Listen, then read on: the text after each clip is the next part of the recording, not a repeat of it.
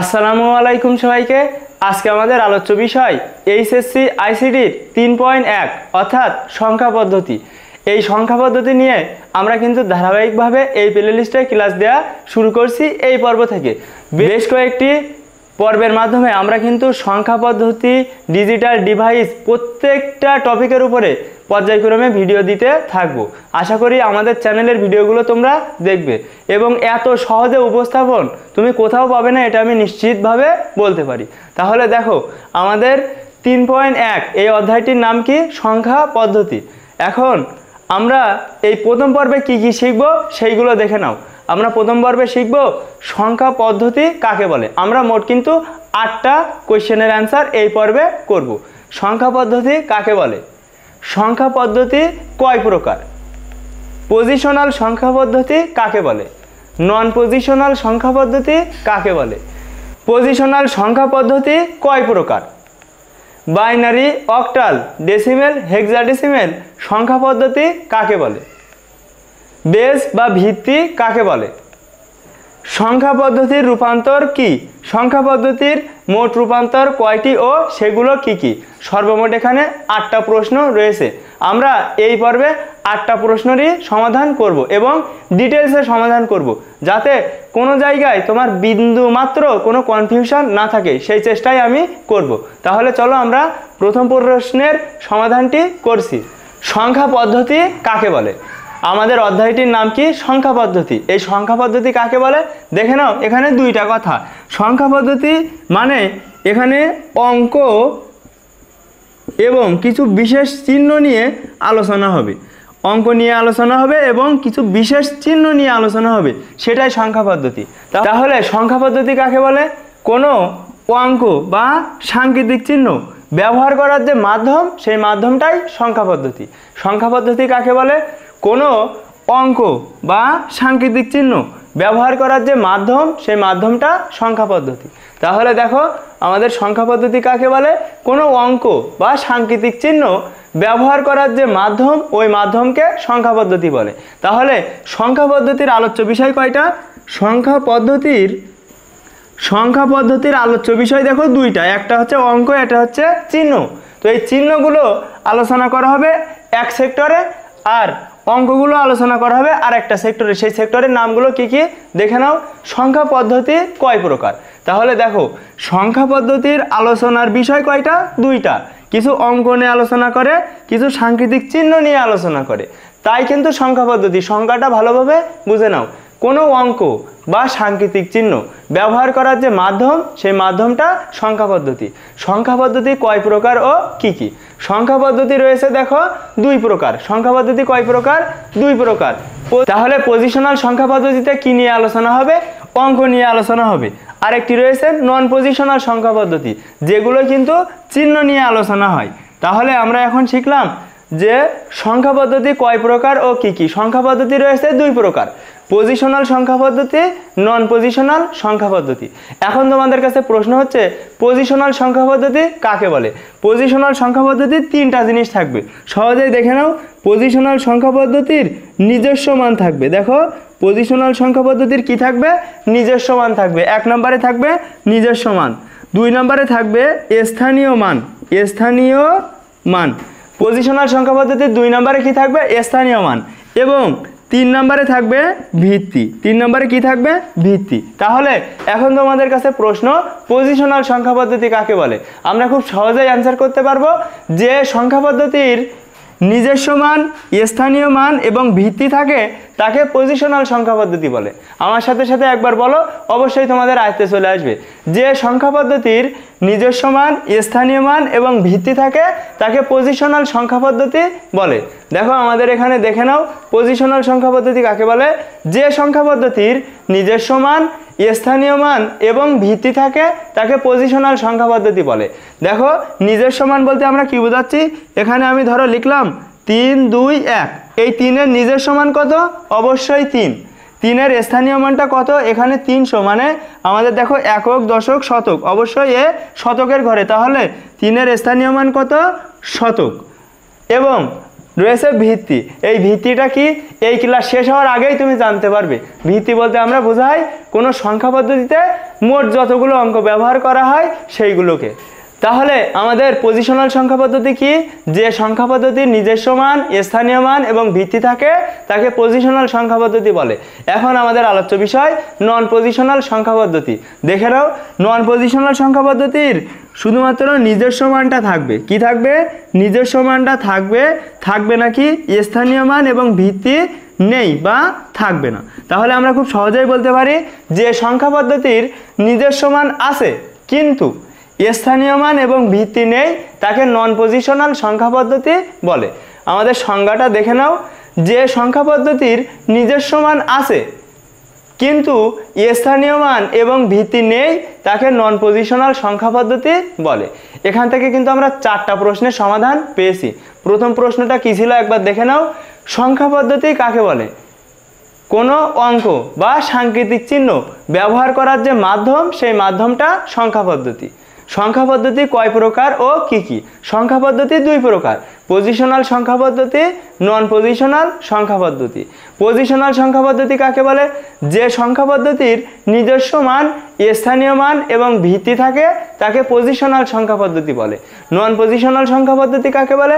যে সংখ্যা পদ্ধতির নিজস্ব মান আছে কিন্তু স্থানীয় মান এবং ভিত্তি নেই তাকে নন পজিশনাল সংখ্যা পদ্ধতি বলে। আমাদের পরবর্তী প্রশ্নটি, পজিশনাল সংখ্যা পদ্ধতি কয় প্রকার ও কি কি? পজিশনাল সংখ্যা পদ্ধতি কিন্তু 4 প্রকার। দেখো, পজিশনাল সংখ্যা পদ্ধতি কয় প্রকার? 4 প্রকার। নন পজিশনালের আলোচনা কিন্তু সেখানেই শেষ। এখন আমরা পজিশনাল সংখ্যা পদ্ধতি নিয়ে আলোচনা করব। তাহলে আমাদের পজিশনাল সংখ্যা পদ্ধতি কয় প্রকার? 4 প্রকার। সেই 4 প্রকার কি কি দেখে নাও। পজিশনাল সংখ্যা পদ্ধতি কয় প্রকার? 4 প্রকার। আমাদের প্রথম যে সংখ্যা পদ্ধতি রয়েছে সেটি হচ্ছে বাইনারি। প্রথম সংখ্যা পদ্ধতির নাম কি? বাইনারি। আমাদের পজিশনাল সংখ্যা পদ্ধতি কয় প্রকার? 4 প্রকার। প্রথমটার নাম কি? বাইনারি। এই বাই মানে কত? বাই মানে হচ্ছে 2। বাই মানে কত? 2। সেজন্য এতে কিন্তু মোট 2টা অঙ্ক ব্যবহার করা হবে। সেই 2টা অঙ্ক কি? 0 এবং 1। এখানে কিন্তু 2টা অঙ্ক ব্যবহার করা হবে। দেখো, আমাদের পজিশনাল সংখ্যা পদ্ধতি কয় প্রকার? 4 প্রকার। প্রথমটা বাইনারি। দ্বিতীয়টা রয়েছে দেখো অক্টাল। দ্বিতীয়টার নাম কি? অক্টাল। তাহলে আমরা এখানে বসাবো অক্টাল। অক্টালে কিন্তু 0 থেকে 7 পর্যন্ত অর্থাৎ মোট 8টা অঙ্ক ব্যবহার করা হয়। তাহলে অক্টালের সর্বমোট সংখ্যা কত? 8। দেখো, অক্টাল মানেই কিন্তু 8। তাহলে অক্টালে আমাদের 8টা অঙ্ক ব্যবহার করা হবে। তারপরে রয়েছে ডেসিমেল। দেখো, ডেসিমেল। ডেসিমেলে আমাদের মোট 0 থেকে 9 পর্যন্ত অর্থাৎ 10টা অঙ্ক ব্যবহার করা হয়। এবং আমরা ছোটবেলা থেকে কিন্তু এটি শিখেই বড় হয়েছি, ডেসিমেল সংখ্যা পদ্ধতিটি। এবং আমাদের শেষে রয়েছে 4 নম্বরটা হেক্সাডেসিমেল। দেখো, হেক্সাডেসিমেল। ডেসিমেল। তো আমাদের হেক্সা মানে হচ্ছে 6। হেক্সা মানে কত? 6। হেক্সা মানে 6। ডেসিমেল মানে কত? 10। তাহলে এখানে মোট 16টি অঙ্ক ব্যবহার করা হবে। 0 থেকে 9 অবধি মোট 10টা গেল, বাকি রয়েছে আর 6টা। মোট যেহেতু 16টা, তাহলে আমাদের পরবর্তীতে এ থেকে এফ পর্যন্ত অর্থাৎ এই 6টি। তাহলে মোট কয়টা? 16টি। আমাদের হেক্সাডেসিমেল সংখ্যা পদ্ধতির মোট অঙ্ক বা চিহ্ন কয়টি? 16টি। এগুলো আমরা ডিটেলসে আলোচনা করব। তোমাদের প্রাথমিক একটা ধারণা দিলাম। তাহলে পজিশনাল সংখ্যা পদ্ধতি কয় প্রকার ও কি কি? পজিশনাল সংখ্যা পদ্ধতি 4 প্রকার। দেখো, সংখ্যা পদ্ধতি পর্যায়ক্রমে এখানে 4টা আসবে। তারপরে আসবে যে ভিত্তি। ভিত্তি কাকে বলে এখনই আমি তোমাকে জানিয়ে দিব। তারপরে রয়েছে প্রতীক বা চিহ্ন, আর এখানে একটা করে উদাহরণ আসবে। তাহলে আমাদের প্রথম যে সংখ্যা পদ্ধতিটি রয়েছে সেটি হচ্ছে দশমিক বা ডেসিমাল। দশমিক বা ডেসিমাল সংখ্যা পদ্ধতি, যার ভিত্তি হচ্ছে 10। এখন প্রশ্ন হচ্ছে ভিত্তিটা কি? কোনো সংখ্যা পদ্ধতির মোট ব্যবহৃত অঙ্ক সমূহকে ওই সংখ্যা পদ্ধতির ভিত্তি বলে।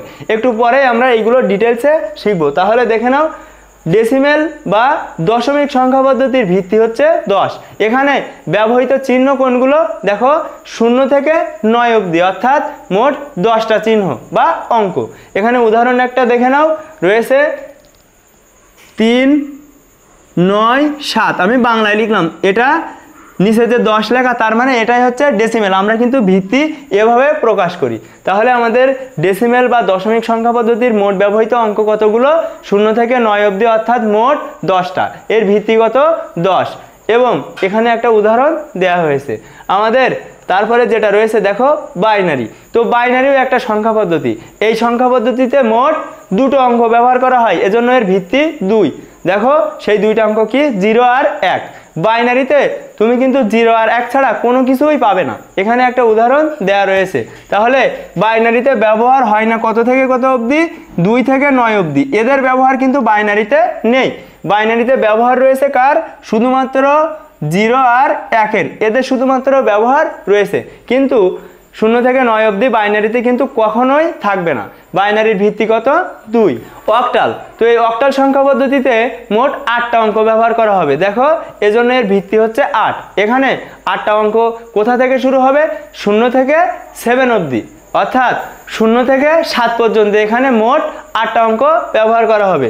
দেখো এখানে প্রতীক বা চিহ্ন হিসেবে আমাদের এখানে 8টা অঙ্ক রয়েছে। এবং এর উদাহরণ হচ্ছে, দেখো উদাহরণ হচ্ছে 2 4 7। এখানে এটা কিন্তু অক্টাল সংখ্যা পদ্ধতি। নিচে 8 দ্বারা আমি অক্টালকে বোঝাচ্ছি। খুবই গুরুত্বপূর্ণ কথা, অক্টালে ব্যবহার করা হয় না 8 এবং 9। এই দুইজনকে অক্টালে ব্যবহার করা হয় না। অক্টালে যদি তুমি কখনো 8 এবং 9 দেখো তাহলে কিন্তু সেটা হবে না, কারণ অক্টাল সংখ্যা পদ্ধতি সাপোর্ট করে না কাকে কাকে? 8কে আর 9কে।